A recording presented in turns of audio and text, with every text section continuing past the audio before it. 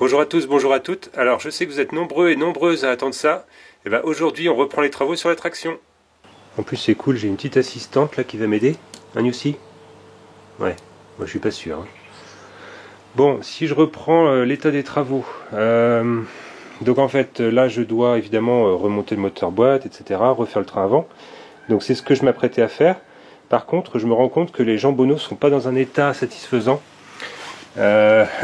C'est le moins qu'on puisse dire, sachant qu'on a deux tôles en fait, on a une tôle comme ça et une tôle intérieure qui est décalée d'1 centimètre. Donc évidemment il y a des saloperies qui sont mises dedans, l'humidité, etc. Donc ça a rouillé copieusement. Bon, donc il y a cette tôle là, donc c'est sûr que là je pourrais déjà découper, machin, bon.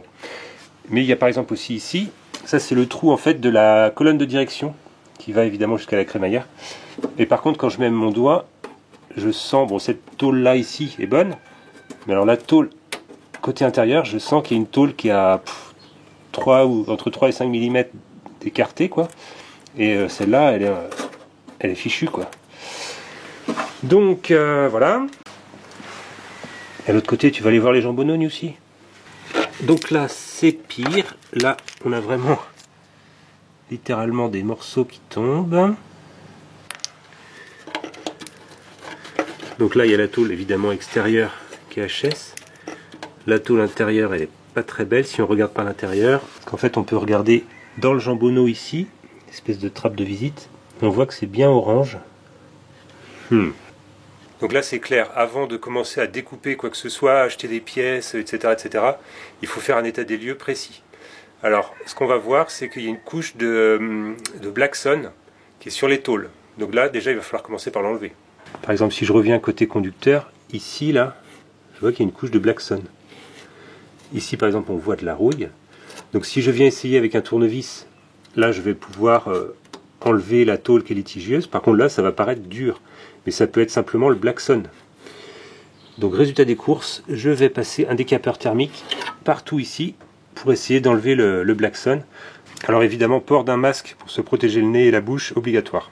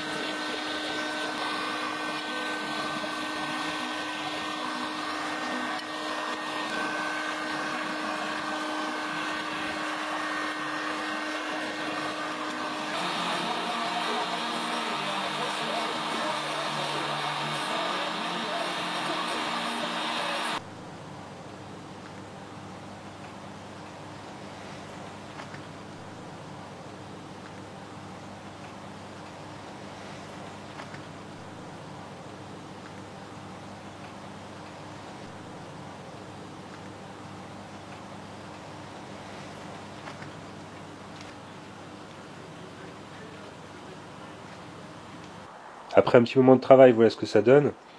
Alors oui, pour rappel, hein, travailler dans un local ventilé, donc là j'ai une porte ouverte là-bas, là j'ai le garage qui est ouvert, et je portais un bon masque, un vrai masque. C'est-à-dire que quand on l'enlève, on dit tiens mais ça pue, quand on l'a, on le sent que ça sent rien du tout.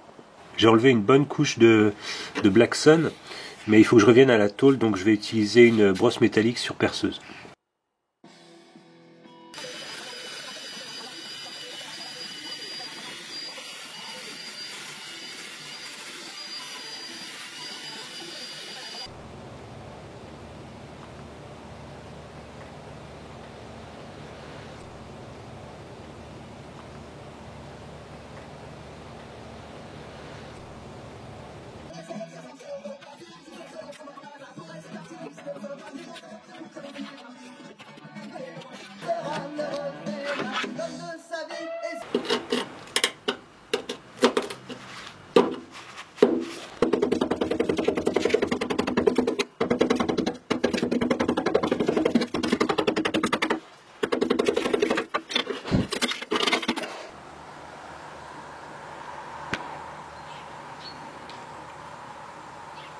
pour accéder aux jambonneaux conducteurs. Je vais déposer le maître cylindre, de toute façon ce sera à faire puisque j'ai un œuf à mettre à la place. Mais comme ça au moins j'aurai plus d'accès à cette partie.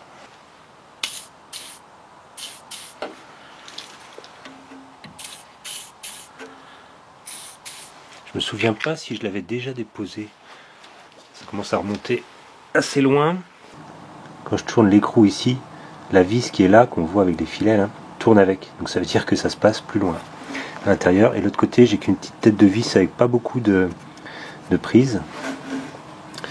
Ici, je vois des écrous, des vis.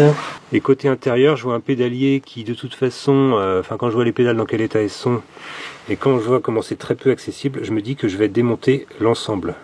Je vais déposer tout ça. Alors comme d'hab, on commence par asperger de dégrippant et on laisse un petit peu agir.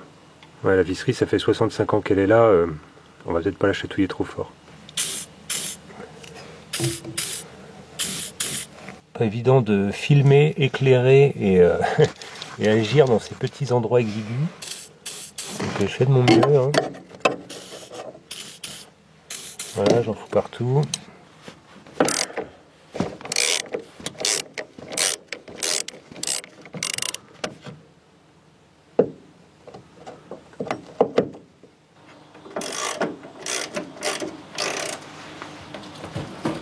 Alors, au niveau du maître cylindre, pour accéder à la tête de vis qui est là, on fera attention de bien enlever la petite patte métallique qui se rebique comme ça vers le haut et qui est censée retenir en rotation la tête de vis.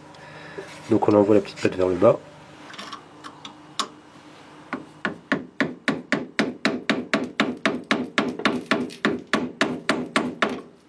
Dès que vous arrivez à enquiller une douille de 12, c'est bon. Hein. Voilà la position que j'ai fini par avoir. Donc là on devine la douille de 12, la rallonge cliquet, le cliquet est dedans, ma main le tient. Et là, j'ai réussi avec mon autre cliquet à dévisser l'écrou. C'est du sport. Est-ce que la vis, on va pouvoir la retirer? C'est même pas sûr, parce qu'on là on voit une plaque en ferraille juste derrière. Si, elle passe juste au-dessus. Ah bah, faut des doigts de fée. Hein. Je remets l'écrou, les rondelles, etc. tout ensemble, et ça, je le remettrai dès que possible sur le maître cylindre. Bon, à noter qu'en éclairant comme ça par le trou de chauffage, bah, ça éclaire pas mal le compartiment ici, c'est assez pratique. Bon bref, je pense que pour déposer la vis supérieure de fixation du maître cylindre, il va falloir que je dépose la pédale. Parce que j'arrive pas à accéder à la tête de la vis, en tout cas je vois rien par ici. Alors à filmer c'est encore pire, mais je vous dis que même sans filmer on voit pas grand chose. Hein. Bon, c'est rigolo, mais j'avais toujours pas déposé le commodo de phare.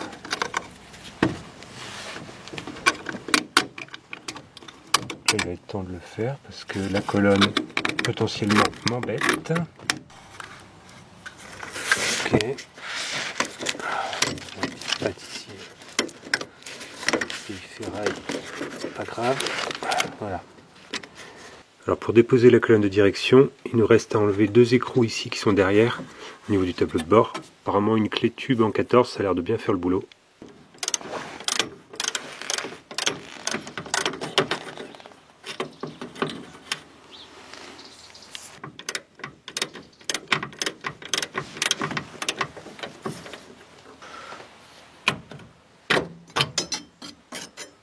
Bon, sans problème, le tube de la colonne de direction vient. Comme d'habitude, je remets tout de suite la visserie en place. La rondelle comme ça. La rondelle qui est fendue là, qui permet de limiter l'effort de mon appui quoi. Bon, c'est pas forcément les bons termes que je vous dis, mais le principe est là. Ce qui est génial avec ces vieilles mécaniques, c'est que même si la visserie est quand même ancienne et un petit peu rouillée en surface, elle fonctionne parfaitement. Et là, il n'y a aucune casse quoi. Et aussi, toi tu veux être dans la vidéo, hein, ça c'est sûr. Tu veux être la mascotte de la chaîne ou quoi? Hein? Psst, psst. Eh.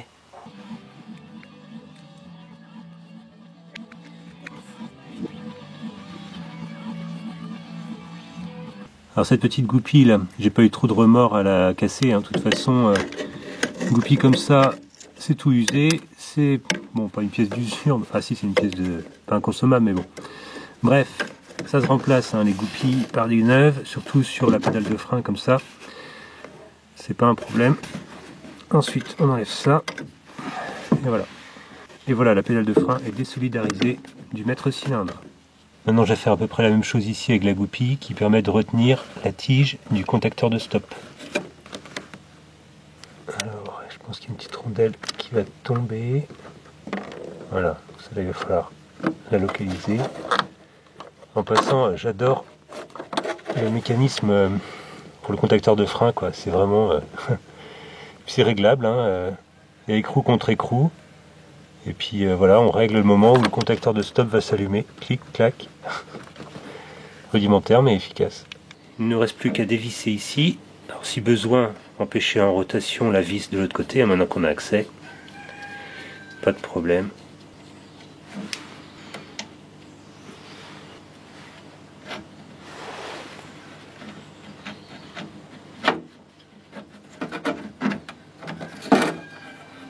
Et voilà un beau maître cylindre. Alors d'emblée on voit que cette pièce ici se retire. Et ça va rester. Et ça, je l'ai en pièce neuve. Donc évidemment tout ça nettoyage. C'est marrant comment c'est fait ici.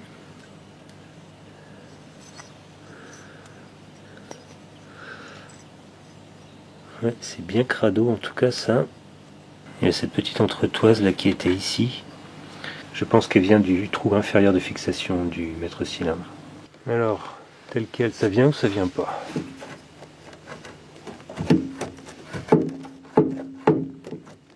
Il y a un système là sur le côté, dans la cloison moteur, il faut qu'on vérifie.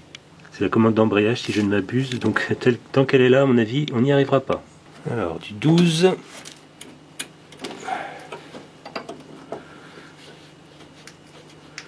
Encore une fois, aucun problème pour desserrer la visserie. C'est tellement un plaisir. Je me souviens pas avoir mis du dégrippant à quelques moments que ce soit sur cet écrou ou cette vis. Bon, ça doit être collé un peu par la peinture. Je vais remettre l'écrou à sa place et je vais tapoter au marteau.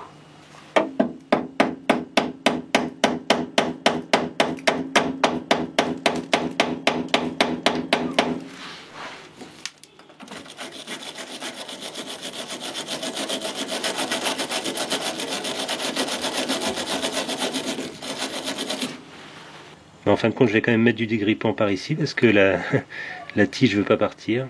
Là, je vais laisser agir un bon moment. J'ai remis quand même une vis là en place, enfin un boulon, pour retenir le pédalier en place parce qu'autrement, c'est pas pratique. Ça rentre comme ça un peu, ça vient au contact avec la tôle. Alors ça, c'est le système qui transmet le mouvement au câble d'embrayage. Si on regarde ici, en fait, c'est un système dit de clavette de vélo. C'est-à-dire que quand on regarde un pédalier de vélo à l'ancienne, c'est pareil, on a une pièce métallique comme ça, avec un écrou au bout, et en fait là c'est conique et ça vient s'enfoncer dedans. Le problème c'est qu'après pour sortir ça comme ça, c'est pas évident. Bon, j'ai tenté pas mal de trucs, le marteau aussi, mais rien à faire. Alors je voulais essayer la technique aussi de chauffer la pièce, seulement voilà.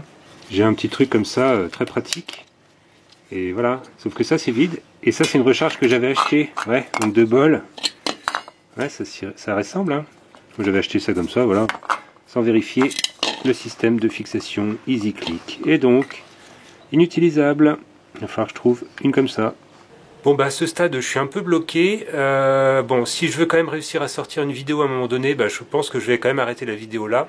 Ça me fera une partie 1 et puis voilà, hein, une fois que je serai débloqué, ce sera la suite, partie 2, etc., etc. Allez, moi je vous laisse là et je vous dis à bientôt. Allez, salut!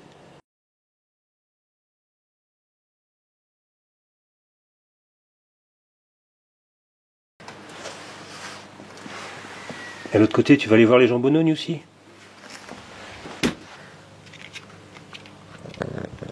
Oui, oui. Allez, va chercher la rouille. Va chercher la rouille. Ah, mais elle y va.